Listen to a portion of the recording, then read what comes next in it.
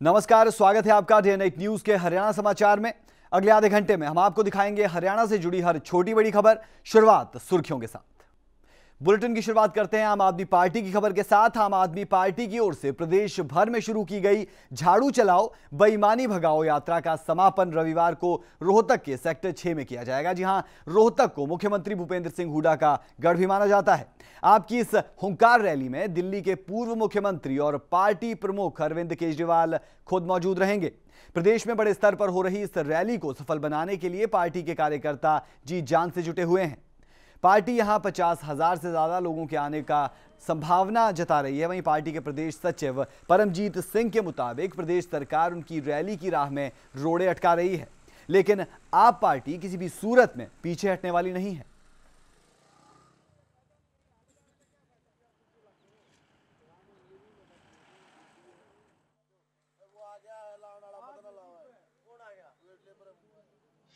यहाँ आम आदमी पार्टी की झाड़ू चलाओ यात्रा जो पूरे हरियाणा में चल रही थी उसका समापन कल यहाँ हो रहा है और इसमें मुख्य अतिथि के तौर पर अरविंद केजरीवाल मुख्य वक्ता के तौर पर यहाँ आ रहे हैं। लगभग हमें उम्मीद है पूरे हरियाणा से 50,000 से अधिक हमारे कार्यकर्ता और वॉलंटियर साथी जितने भी हैं हरियाणा से यहाँ अलग अलग क्षेत्रों से पहुँच रहे हैं। और जैसा कि हमें सूचनाएं मिल रही हैं कि हरियाणा के अलग अलग भागों में किसान रक्षक समिति के नाम से रविवार को एक बंद का आयोजन किया जा रहा है, जहाँ पर हमें रोकने की तैयारी की जा रही है।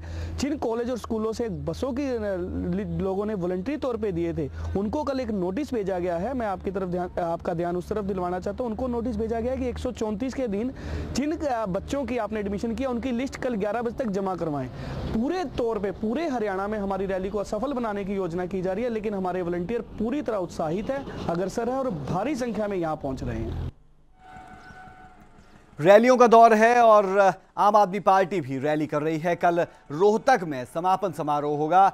इस खबर पर ज्यादा जानकारी के लिए बात करते हैं हमारे संवाददाता सुरेंद्र सिंह से। सुरेंद्र, जानना चाहेंगे आपसे कि अरविंद केजरीवाल मुख्य अतिथि के तौर पर पहुंच रहे हैं, प्रवक्ता होंगे आपकी हुंकार रैली के। कल किस तरह की उम्मीद जताई जा रही है, कितने लोग आ सकते हैं, क्या कह रही है आम आदमी पार्टी? जी राज, बिल्कुल जो लोकसभा का चुनाव है आप पार्टी की जो पहली कह सकते हैं चुनावी ये रैली होगी, जिसमें जो राष्ट्रीय अध्यक्ष संस्थापक है अरविंद केजरीवाल सहित जो पार्टी के बड़े नेता हैं, मनीष सिसोदिया है या कुमार विश्वास है, अन्य बहुत बड़े यहाँ जो पार्टी के नेता हैं आपके, वो सभी यहाँ पर मौजूद होंगे। करीब 11 बजे सुबह ये रैली स्टार्ट हो जाएगी और करीब 2 बजे तक ये रैली होने के आसार है। मैं आपको बता दूं करीब इसमें 30,000 लोगों की बैठने की इसमें व्यवस्था की गई है। जहाँ ये हुड्डा ग्राउंड है जो सेक्टर में इनको जगह दी गई है, काफी कम जगह दी गई है क्योंकि इतने लोगों के लिए ये काफी कम जगह होगी, क्योंकि उन्होंने पहले एक छोटू राम स्टेडियम के लिए अप्लाई किया था, लेकिन प्रशासन ने उन्हें उसकी अनुमति नहीं दी और वहां उन्होंने उसकी अनुमति दी गई है हुड्डा ग्राउंड की।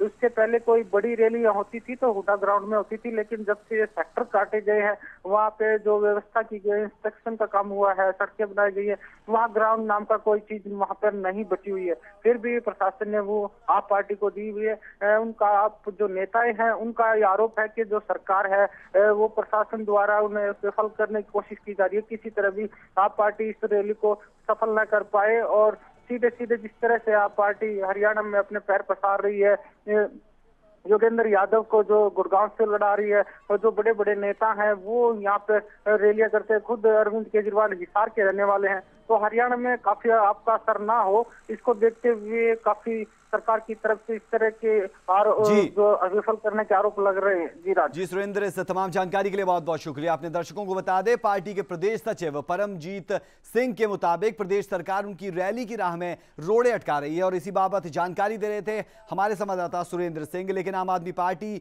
ने साफ तौर पर कहा है कि किसी भी सूरत में वो पीछे नहीं हटेंगे। दिल्ली में जो आम आदमी पार्टी ने किया, क्या हरियाणा में कर पाएगी, एक बड़ा सवाल।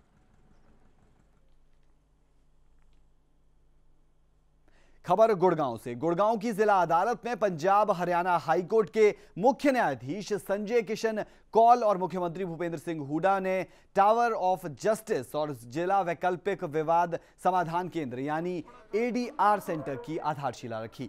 इस मौके पर उनके साथ हरियाणा विधिक सेवाएं प्राधिकरण के एजुकेशनिस्ट और चेयरमैन और हाईकोर्ट के दूसरे न्यायाधीश SK मित्तल, हाईकोर्ट के न्यायाधीश और गुड़गांव सेशन डिवीजन के एडमिनिस्ट्रेटिव जज हेमंत गुप्ता समेत अन्य न्यायाधीश भी मौजूद रहे। आपको बता दें कि गुड़गांव में लोगों को न्याय की खातिर और बार एसोसिएशन के बढ़ते सदस्य को देखते हुए इस इमारत को न केवल बहुमंजिला बनाया जाएगा बल्कि इसे आधुनिक सहूलियतों से भी लैस किया जाएगा। 113 करोड़ रुपए की लागत से तैयार की जा रही इस इमारत को कई मायनों में महत्वपूर्ण रूपरेखा के तौर पर देखा जा रहा है। आपकी तालियां बच्चों का उत्साहवर्धन और इसी के साथ मैं आमंत्रित करती हूं।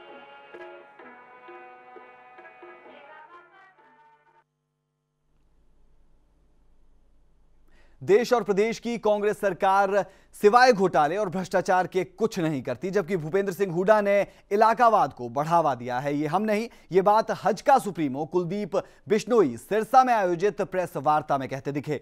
कुलदीप बिश्नोई ने कहा कि दोनों पार्टियां हजका और भाजपा में सीटों को लेकर कोई मतभेद नहीं है, जीतने वाले उम्मीदवार को ही टिकट दी जाएगी। कुलदीप बिश्नोई ने लोकसभा चुनाव लड़ने के सवाल का जवाब देते हुए कहा कि अगर प्रदेश में दोनों चुनाव साथ नहीं होते तो वो लोकसभा चुनाव भी लड़ते दिखेंगे। सेज के मामले में कुलदीप ने आरोप लगाते हुए कहा कि सीएम हुड्डा और गांधी परिवार ने रिलायंस से लाखों करोड़ों की कमीशन खाई है, लिहाजा इसकी जांच चीफ जस्टिस ऑफ इंडिया की निगरानी में हो ताकि सच सबके सामने आ सके। मौजूदा जो हालात प्रदेश के और देश के हैं वो बहुत दयनीय है और बहुत ही बड़ी चिंता का विषय है। कांग्रेस पार्टी चाहे देश में हो प्रदेश में हो, सिवाय घोटालों के, सिवाय महंगाई के, सिवाय बिगड़ी कानून व्यवस्था के कुछ भी नहीं दिया। अब भूपेंद्र सिंह हुड्डा ने सिवाय इलाकावाद को बढ़ावा देने के और कुछ नहीं दिया। और जो हमारी यात्रा रही 57 दिन की और या हमारी रैली रही, उसमें जो हमने पूरे हरियाणा में लोगों का मूड देखा वो हजका भाजपा गठबंधन की और जबरदस्त तरीके से है। अरविंद केजरीवाल द्वारा नरेंद्र मोदी को पत्र लिखकर गैस के दामों के बारे में बताने की बात पर भाजपा के राष्ट्रीय प्रवक्ता कैप्टन अभिमन्यु ने कहा कि अरविंद केजरीवाल को किसी से प्रश्न पूछने का नैतिक अधिकार वो खुद ही खो चुके हैं। केजरीवाल ने खुद ही सरकारी नौकरी करते समय सरकार से अतिरिक्त रुपए लिए थे, लेकिन जब सरकार ने आदेश दिए तो उन्होंने वो रुपए ब्याज और जुर्माना सहित लौटाए थे। क्या ये गलत नहीं था? केजरीवाल ने अपने बच्चों तक की झूठी कसम खाकर कांग्रेस के साथ समझौता करके सरकार बना ली। इसके अलावा अरविंद केजरीवाल ने जनता से कई वायदे किए जिन्हें उन्होंने पूरा नहीं किया, लेकिन एक भी वायदा पूरा नहीं किया गया। अरविंद केजरीवाल ना तो पुलिस को मानते हैं और ना ही देश के संविधान को। अरविंद केजरीवाल की राजनीति का तो दिल्ली में ब्रेक लग गया है। आम आदमी पार्टी तो केवल धरना प्रदर्शन की पार्टी रह गई है। केजरीवाल ये बताएं कि उन्होंने लाखों रुपए सरकार से जो एक्स्ट्रा लिए हुए थे, देश के सरकार के आदेश के बाद ब्याज और पेनल्टी के साथ उनको वापस कराने पड़े, क्या वो गलत काम नहीं था? पूरा नौजवान नरेंद्र मोदी जी के साथ में है, सब नमो नमो है, हर हर मोदी, घर घर मोदी का नारा है। जीत के बाद खबर गुड़गांव से। गुड़गांव लोकसभा की सोहना विधानसभा से विधायक और संसदीय सचिव धर्मवीर सिंह ने यह ऐलान किया है कि चाहे कुछ भी हो वे अपने गृह क्षेत्र भिवानी लोकसभा से ही चुनाव लड़ेंगे। उन्होंने यह भी कहा कि वे भिवानी से पूर्व मुख्यमंत्री एवं रक्षा मंत्री स्वयं बंसी लाल और उनके हरियाणा सरकार में मंत्री रहे बेटे सुरेंद्र सिंह को पहले भी यहां से चुनाव हरा चुके हैं और 9 मार्च को भिवानी में होने वाली रैली में 13 सूत्रीय एजेंडे के साथ चुनाव में उतरेंगे। और मैं केवल दावा इसलिए कर रहा हूँ कि मैंने उसके दादा चौधरी बंसीलाल को भी चुनाव में हराया, उसके बाप, उसके फादर सुरेंद्र सिंह को भी चुनाव में हराया। उन्हीं की नाम की, वो सुरेंद्र के नाम की राजनीति करती है किरण चौधरी और श्रुति जी। इसलिए मैं इस मामले में नहीं जाना चाहता किसने क्या किया। मुझे लोगों का प्यार है और मैं किसी भी सूरत में दोबारा से अपनी गृह क्षेत्र भिवानी जिले से चुनाव लड़ना चाहता हूं, इसलिए ये रैली का आयोजन किया है। पहले तो हम केवल रैली का आयोजन करेंगे, 9 मार्च को एक बड़ी रैली होगी। खबर करनाल से। करनाल में एक बार फिर गैंग रेप कर हत्या का मामला सामने आया है। इस मामले में ग्रामीणों ने पुलिस को अल्टीमेटम दिया है कि आरोपियों की गिरफ्तारी के बाद वो शव का अंतिम संस्कार करेंगे और अगर आरोपियों की गिरफ्तारी नहीं होती तो वो शव का अंतिम संस्कार नहीं करेंगे।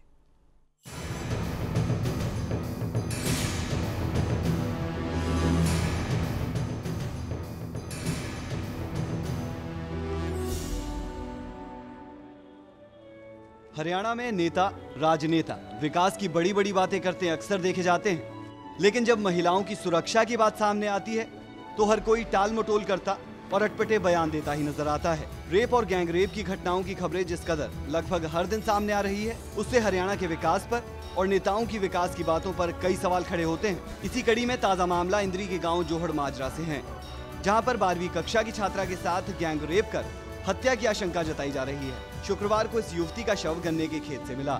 दरअसल वीरवार को ये छात्रा घर से साइकिल पर स्कूल जाने के लिए निकली थी और तब से ये छात्रा लापता थी। फिर इस छात्रा की लाश ईख के खेत में मिली। इस छात्रा के शव के पास ही साइकिल, स्कूल बैग और अन्य सामान भी साथ पड़ा मिला। हम SHO साहब से मिले हैं जी। उन्होंने ये कहा कि भाई लड़की का जो मेडिकल होना है रोहतक भी रखे लाश जी।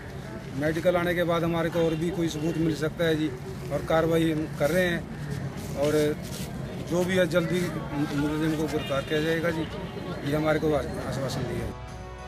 DSP बलजिंदर सिंह ने लड़की के साथ गैंग रेप कर हत्या करने की आशंका के आधार पर मृतक लड़की के परिजनों को कार्रवाई शुरू करने का भरोसा दिलाया था।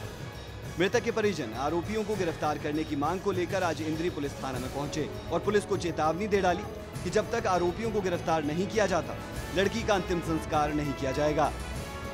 12वीं क्लास में पढ़ने वाली लड़की के साथ गैंग रेप करके उसकी हत्या कर दी थी, जिसके बाद पूरे गांव में और पूरे इलाके में भारी रोष है और पूरे इलाके के और पूरे गांव के लोग जल्द से जल्द दोषियों को पकड़ने की मांग कर रहे हैं। और इस पूरे केस में जिस भी पुलिस अधिकारी ने लापरवाही बरती है उसके खिलाफ FIR दर्ज होनी चाहिए, सख्त से सख्त उसके खिलाफ कार्रवाई होनी चाहिए ताकि इनको भी सबक मिले। मृतिका के परिजनों ने पुलिस को आज शाम तक आरोपियों को गिरफ्तार न करने पर लड़की की लाश सड़क पर रखकर प्रदर्शन करने की चेतावनी दी है। मृतिका के परिजनों के साथ क्षेत्र के प्रमुख लोगों सहित इंद्री हल्का के इनेलो विधायक डॉक्टर अशोक कश्यप भी थाने में पहुंचे थे। हमारी पार्टी के साथी कल भी पुलिस से मिले थे और आज फिर हम SHO से मिले हैं और सारे हल्के की जनता ये चाहती है इस मामले में बिना देरी के, बिना कोताही के सच्चाई सामने आए और पीड़िता के परिवार को न्याय मिले। लोगों ने इस घटना के प्रति गंभीर चिंता जताई है, तो वहीं पुलिस ने लोगों को आश्वस्त किया है कि इस मामले में कोई कोताही नहीं बरती जा रही है। मैंने इनको यही समझाया है कि जिन जो क्लू हमें लगे हैं उन क्लू पे हम काम कर रहे हैं। जैसे भी इन्होंने हमारे को इन्फॉर्मेशन दी है, किस पे इन्होंने शक जताया है, उसको भी हमने अभी राउंड अप किया है। तो अभी हम इनको बताया कि थोड़ा इसमें समय लगेगा। अभी हम इन्वेस्टिगेशन कर रहे हैं, हर एक पहलू पर बारीकी से देख रहे हैं कि वो किस एंगल से इसको जैसे भी सॉर्ट आउट किया जाए। हम पूरी इसमें कोशिश कर रहे हैं, इनको यही आश्वासन दिया है। उसमें उसको कल लाइन हाजिर कर दिया था, साथ के साथ उसको सस्पेंड करके डिपार्टमेंटल इंक्वायरी SP साहब ने उनकी शुरू करवाई। शंका के आधार पर कई युवकों को हिरासत में लेकर पूछताछ की जा रही है और इस मामले में लापरवाही बरतने के आरोप में ASI मनफूल सिंह को सस्पेंड कर दिया गया है। कुल मिलाकर कार्रवाई भी की जा रही है, इंसाफ का इंतजार भी, और कई नेता इस मामले में पीड़ित परिवार के साथ भी दिख रहे हैं। लेकिन बड़ा सवाल ज्यों का त्यों बना हुआ है, कब हमारा समाज इस कुंठित मानसिकता से बाहर आएगा और हमारी बहु बेटियों के लिए कब एक सुरक्षित समाज बन पाएगा। करनाल से कमल मेडा के साथ Raj Thakur, day night news. खबर जींद से। जींद के उचाना में पुलिस ने कार्रवाई करते हुए 4 दिन से जमे आंदोलनकारियों को खदेड़ दिया है। जी हां, जींद में पिछले 4 दिनों से जारी किसान आंदोलन की आग सुलगती जा रही थी। जी हां, आंदोलन में शामिल एक किसान की रात को ठंड लगने से मौत हो गई। किसान की मौत से भड़के किसानों ने गश्त पर आई पुलिस पार्टी पर ही लाठी और डंडों से हमला कर दिया। इस हमले में एक ASI घायल हो गया, जबकि एक SHO और अन्य कुछ पुलिसकर्मियों ने भागकर अपनी जान बचाई। वहीं दूसरी ओर भड़के किसानों ने दिल्ली पटियाला राष्ट्रीय राजमार्ग के अलावा जींद चंडीगढ़ मार्ग पर भी जाम लगा दिया, जिसकी वजह से पंजाब और चंडीगढ़ जाने वाले रास्ते बुरी तरह से प्रभावित हुए हैं। आपको बता दें कि स्वामीनाथन आयोग की रिपोर्ट को लागू करने की मांग को लेकर पिछले 4 दिनों से यह आंदोलन चल रहा है। SHO साहब के साथ PCR में हम भी साथ में गए थे। कर सिंधु वाले रास्ते में गोदाम से के साथ में किकर काट रखी थी। वहाँ SHO साहब उतरे, नो बोला उतरो जवानों। SHO साहब की गाड़ी में से तो सुल्तान SI उतरा था, PCR में से मैं उतरा जी। नो बोला पकड़ो पकड़ो पकड़ो। वो और तो भाजन लागे जी। वो सुल्तान ने एक पकड़ दिया, भाज गया। मैं भी सुल्तान के पास पहुँच गया। हमने दोनों हाथापाई करके उसको पकड़ लिया था। इतनी देर में होगी ऐसे चोर ये सारी गाड़ी वाले भाज गए। सुल्तान भी छोड़ के भाजने लग गया, वो भी पड़ गया, मैं छोड़ के भाजा, मैं भी पड़ गया जी। सुल्तान तो लकड़ गया और मेरे पैर में मोच आ गई जी। मैं उठता रहा पड़ता रहा, उठता रहा पड़ता जी। मैं पकड़ गया। पकड़ने के बाद जी मेरा ऐसे लठ मारे हैं, एक ने जेड़ी पोदी और घनी चोट मारी। व्यापार मंडल के अध्यक्ष और भाजपा नेता राकेश मलिक की शुक्रवार देर शाम 2 नकाबपोश बदमाशों ने गोली मारकर हत्या कर दी। राकेश तोशाम में एक मार्च को होने वाली भाजपा सत्ता परिवर्तन रैली के संयोजक भी थे। जानकारी के मुताबिक रैली के लिए ग्रामीण क्षेत्रों में जनसंपर्क करने के बाद शुक्रवार देर शाम जब राकेश मलिक अनाज मंडी में अपनी आड़त की दुकान पर लौटे तो इस दौरान हेलमेट पहने 2 नकाबपोश बाइक पर सवार होकर आए। इनमें से एक बाइक से उतरा और उसने राकेश मलिक पर करीब से एक के बाद एक 5 गोलियां चला दी। जी हाँ, इससे पहले कोई मौके पर स्थिति को भांप पाता, हथियारों को काबू करता बदमाश तुरंत फरार हो गए। शरीर के कई हिस्सों में गोलियां लगने की वजह से राकेश का शरीर छल्ली पड़ा था। मौके पर पहुंचे लोग राकेश को सामान्य अस्पताल ले गए, जहां से चिकित्सकों ने उसे मृत घोषित कर दिया। फिलहाल पुलिस ने परिजनों की शिकायत पर अज्ञात हत्यारों के खिलाफ मामला दर्ज कर जांच शुरू कर दी है।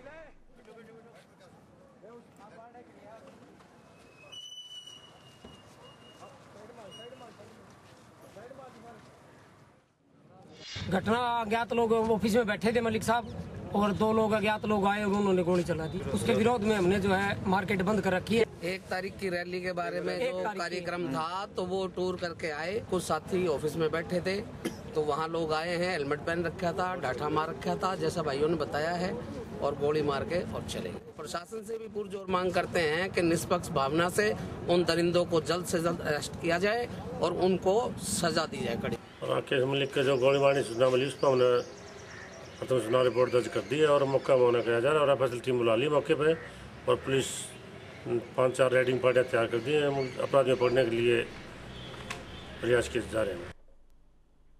एटीएम मशीनों की सुरक्षा के लिए गार्ड के ना होने का फायदा उठाते हुए एक बार फिर से पानीपत में चोरों ने एटीएम मशीन को उखाड़ लिया। जी हां, जितने शातिर तरीके से चोरों ने इस घटना को अंजाम दिया, इससे न केवल पुलिस बल्कि बैंक अधिकारी भी हैरान है। सूचना मिलते ही अधिकारी बैंक पहुंचे और पुलिस को अवगत कराया। इसके बाद चौकी पुलिस एफएसएल टीम को लेकर बैंक एटीएम पहुंची और फिंगरप्रिंट्स के निशान और अन्य सबूत जुटाए गए। शहर के व्यस्त रहने वाले रास्ते पर चोरों ने जिस तरह से घटना को अंजाम दिया, इससे साफ जाहिर होता है कि चोर शातिर थे। उन्होंने एटीएम मशीन रूम के अंदर घुसते ही ऊपर लगे कैमरों को तोड़ दिया। बैंक अधिकारियों के मुताबिक मशीन में करीब 3 लाख रुपए थे।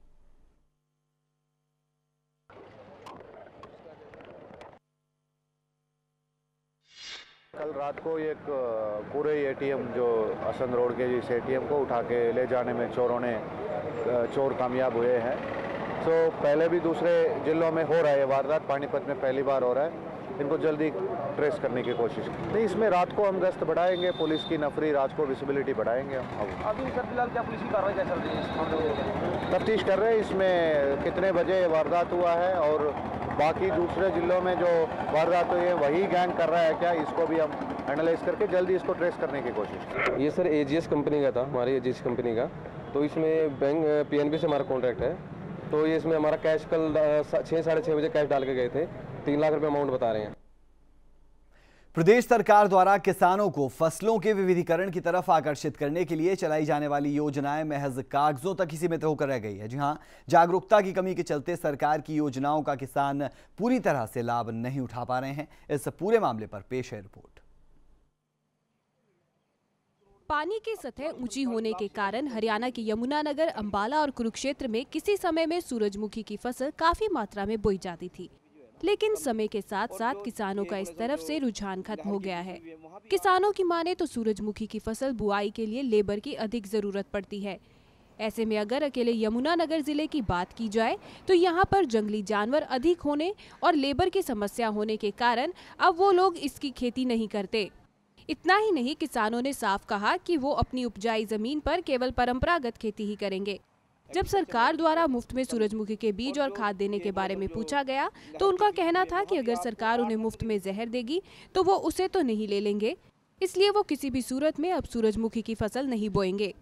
यहाँ नहीं होने की है जी, क्योंकि यहाँ जानवर है जंगली, इस करके सूरजमुखी फेल है यहाँ, ना लेबर है, बगैर लेबर के तो काम नहीं होता कोई, इसी करके हमने इसको बोना। लेबर भी तो चाहिए ना इसके लिए, लेबर तो है ही नहीं है, बिल्कुल भी है।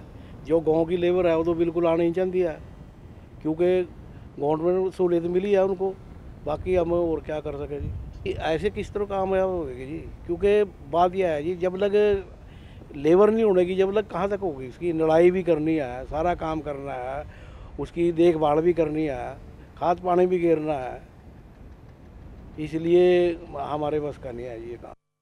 तो हमारी ज़मीन जो है शहर के नज़दीक है, शहर के नज़दीक गवर्नमेंट ने सिर्फ ज़मीन हमारी सारी रिक्वायर कर ली है।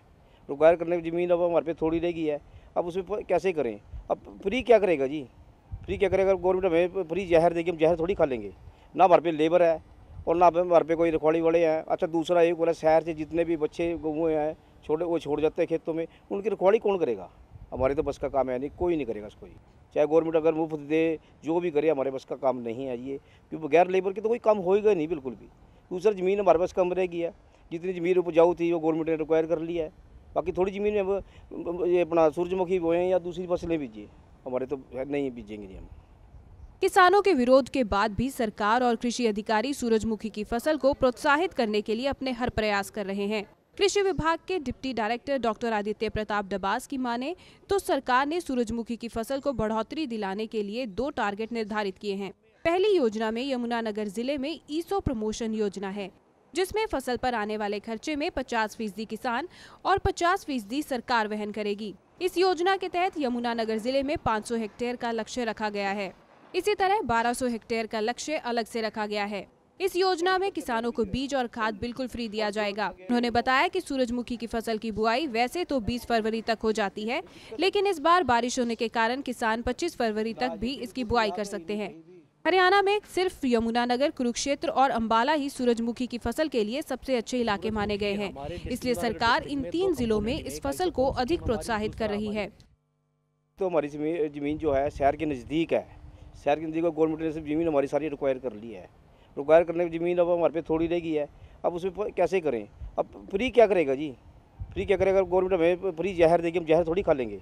ना हमारे पे लेबर है और ना हमारे पे कोई रखवाड़ी वाले हैं। अच्छा, दूसरा एक बोला शहर से जितने भी बच्चे हुए हैं छोटे, वो छोड़ जाते हैं खेतों में, उनकी रखवाड़ी कौन करेगा?